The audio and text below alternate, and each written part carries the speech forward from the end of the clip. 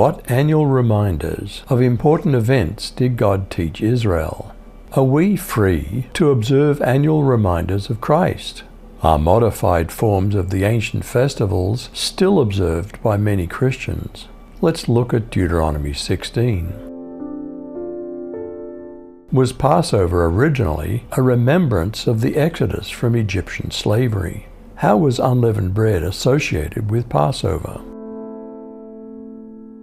Wait for the month of Abib, at which time you must perform the Passover for the Lord your God, because the Lord your God brought you out of Egypt at night time during the month of Abib. Offer a Passover sacrifice from the flock or herd to the Lord your God at the location the Lord selects for his name to reside. You must not eat anything containing yeast along with it.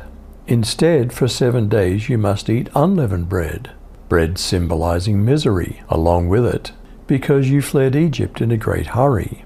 Do this so you remember the day you fled Egypt for as long as you live. No dough with yeast should appear in any of your territory for 7 days.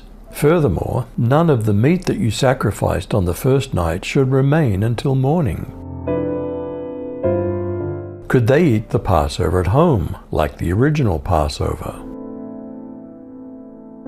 Don't offer the Passover sacrifice in just any town where you happen to live. It must be offered at the place where the Lord chooses to be worshipped. Kill the sacrifice at sunset, the time of day when you left Egypt. Then cook it and eat it there at the place of worship, returning to your tents the next morning. Eat thin bread for the next 6 days. Then on the 7th day don't do any work. Instead come together and worship the Lord. How many weeks from the Sunday during the days of unleavened bread was the day of Pentecost or Feast of Weeks celebrated?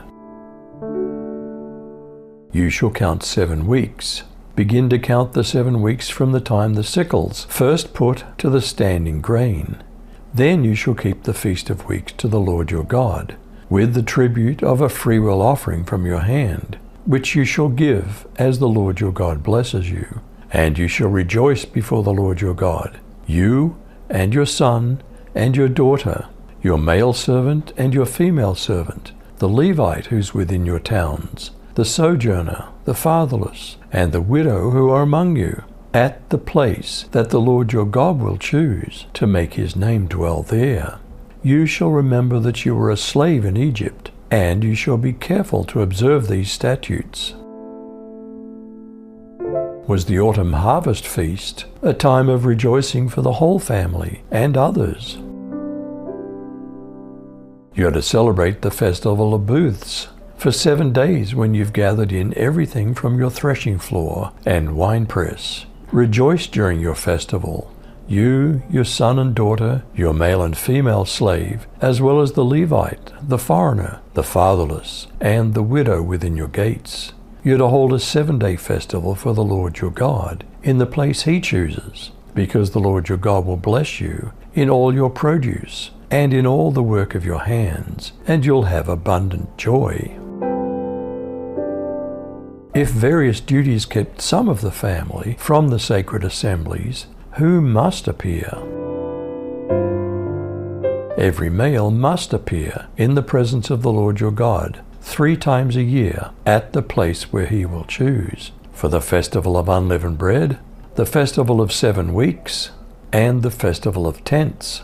He must not appear in the Lord's presence empty-handed, but each one must appear with his own gift, proportional to the blessing that the Lord your God has given you.